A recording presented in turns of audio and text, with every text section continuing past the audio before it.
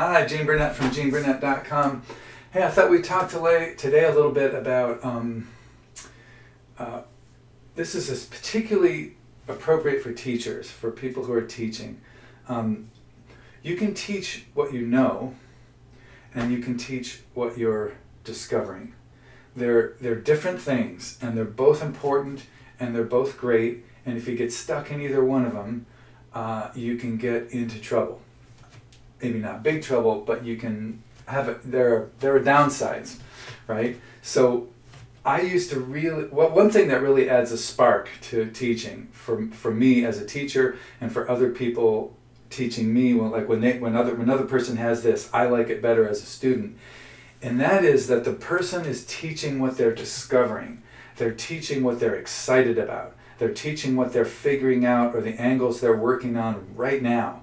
It's fresh, it's alive, it's got life in it, they care about it, they're actively involved in it, and they're in the process of researching and discovering it right now. And that's what they're teaching. I love to teach that stuff. In fact, most of these videos are things that I'm, figuring out and enjoying and working on and discovering, and I like to share those discoveries because I'm excited about them. And as a student, when a teacher has got a live wire connection to the discovery of the thing they're teaching, regardless of the subject, it's always more exciting to me and inspiring and interesting, and I'm like really jazzed about it.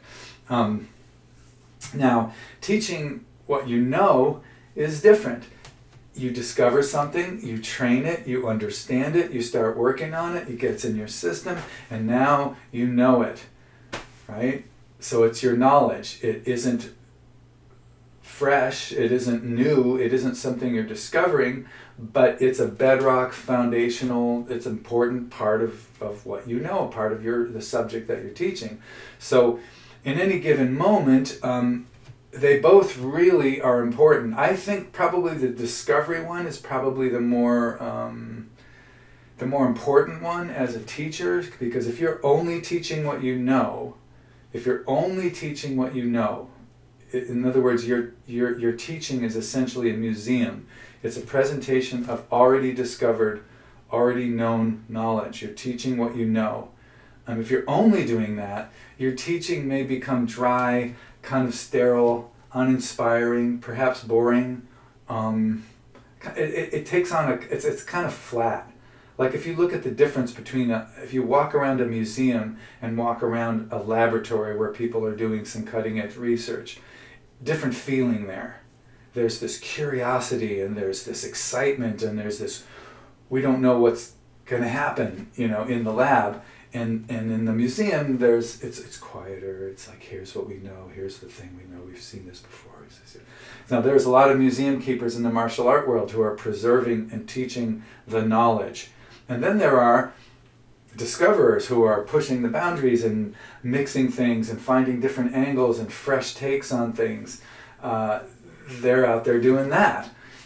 People who are really into the discovery part, the live wire, teaching only what they know, only what they discover, they tend to be not very organized and structured, and they don't necessarily break down what they're discovering, and they might not be a very good teacher of what they're discovering.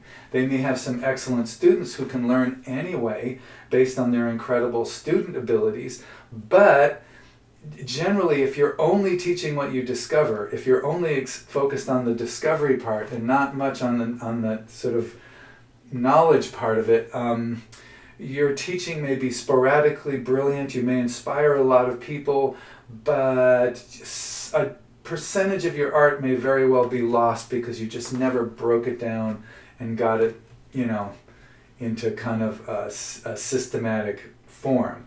This is because a lot of discoverers and people that are interested in the discovery part are very, I would say, I don't know if this is actually true, but they seem kind of like right brain to me. They want to do it. They want to participate in it. They're like a dog. There's not a lot of analysis and chewing on it and breaking it down at the time. It's just they're in it. They want to do it. They want to breaking it down and going into your sort of left brain and like understanding it and chopping it up into understandable pieces kind of kills the magic a little bit. It's like an autopsy a little bit. You have to understand it, and you're portraying, you're trying to teach not talented people how to do it, and it's tough. A lot of talented geniuses don't like teaching, or they only teach because that's the only way they can make a living.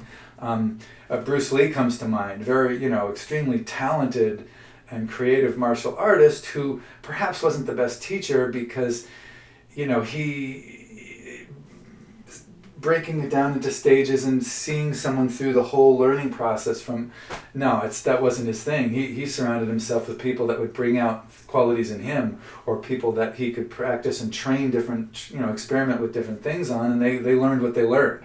I've known a couple teachers like that in my life who are geniuses at doing it, not so great at teaching it.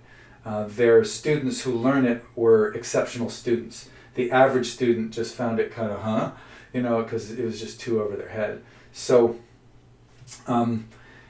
for me, the balance has got to be between the two. I don't want to be just teaching what I know, because then the whole thing gets kind of sterile. I don't want to teach just what I'm discovering and just what I'm the most excited about, because it might leave behind someone who needs more understanding and more breakdown and kind of needs to have a little more knowledge to underpin their practice. So I like to, as usual, Tai Chi goes through and pretty deep with me. It's like everything.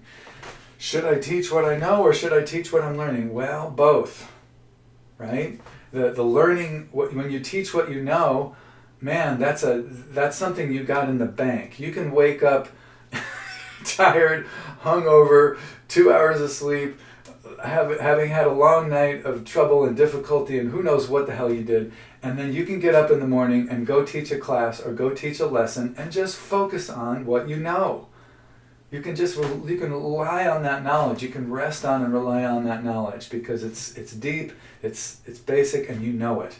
And so you can teach that. Or you have a student who is totally challenged by the feel and complexities of what you're trying to show them, and they don't want to know what you're discovering. They need to know where the hell their feet are. So you have that knowledge. You've broken it down, so you can go and you can give that student exactly what they need and want, a little bit more and a little bit more, until they get to the place where they can maybe improvise a little bit and do a little bit more of the stuff that you're discovering.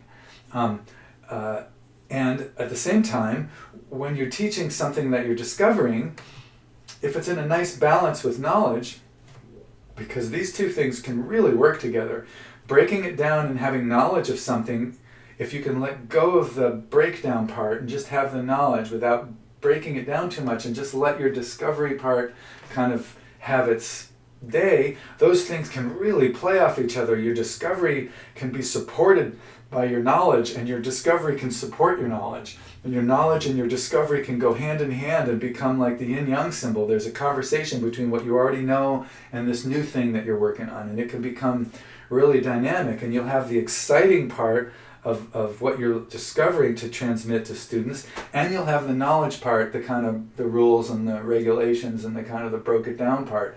So you avoid getting too sterile with just breaking it down, and you avoid getting too swept up in the fun of discovery that you leave people behind who aren't as talented and can't figure that out.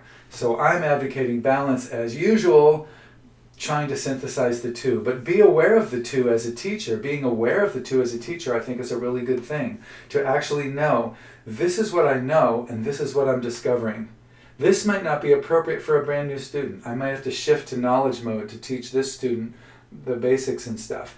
And this student may be really ripe for this discovery thing, and so you can just talk about things that are actually a little bit more holistic and full-bodied and complete and not broken down. And you can adapt your teaching to your students, because at least for me, I think of being a teacher as a working class service job. I mean, I'm providing a service, and I'm helping people, and my job is to see what they need, not what I need.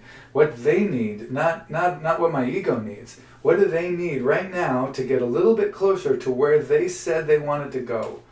This always starts for me with, what do you want more of or less of in your life? Why are you doing this? Why do you want to do Tai Chi? What's your mission in life? What are you after? What are you doing? What do you think Tai Chi would help? What would you want a little bit more of in your life that you don't have, or a little bit less of? I like to talk about that with people. Find out where do they want to go? Do they just want to improve their balance? Do they want a personal practice? Do they want to calm down, heal trauma, rehab an injury? What are they trying to do?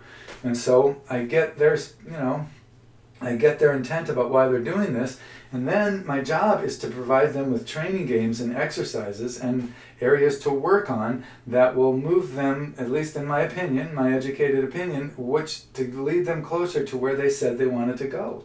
And so it's about them, not what I want to teach, not how great I am at anything. It's about where they are and what they can learn. So if I have my knowledge and as well as my discovery, both of them fresh and alive in my life right here, I can pick and choose a little bit and help and teach this person better and help them get a little bit further up the ladder.